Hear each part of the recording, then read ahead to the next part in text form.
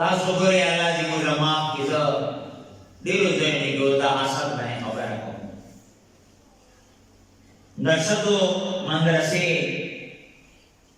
دان ډېرې شي. هغو ته زه دا یم چې دا صحیح عمل وکړي خو د خپل علم باندې. که د ښځو صحیح عمل وکړو که نه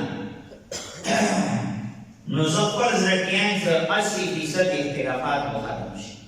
دا ګام په ټول ښه دی جوړوي. ایوا چې د خپل خاوند ته زنګای وایي، بله خپل خاوند ته زنګې لګولې وي، اړونه خپله کې خفا دي، هغې کې حسد پیدا شي، دشمنۍ پیدا شي. بعض د ښځې صحیح عالمې شي او خپل علم باندې عمل وکړي نو ډېرو ځایونو کې به دا اختلافات، حسد، دا شیونه به ختم شي. خو ښځې ناقصات العقل والدین دي. عقل یې کمزوری ده او دین کې کمزوري دي. حدیث ده. دا شوګه ده چې د طلاق اختیار الله تعالی ښځو ته نه دی ورکړی.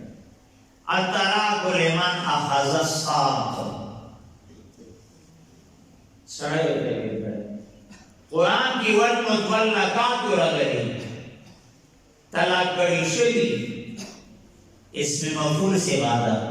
والمطلقات چې دا نه ده راغلی تر ښځې سړي ته طلاق وي. ښځه سړي ته طلاق نشي ورکولی. دا شکریا درته وایي. که ښځو ته د طلاق اختیار میلاوی که نه دا یقین کوئ چې 90% سړي ټول طلاق وي.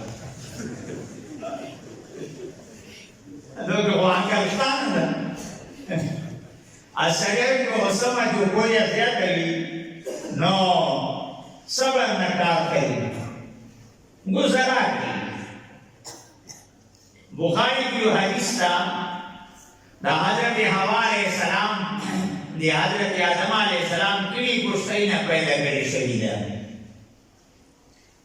دا کشتی کژا ده کته چې سپټای سي دا کوم سپټا نسی ده کیږي وای ماته شي ما گزارا وکړای.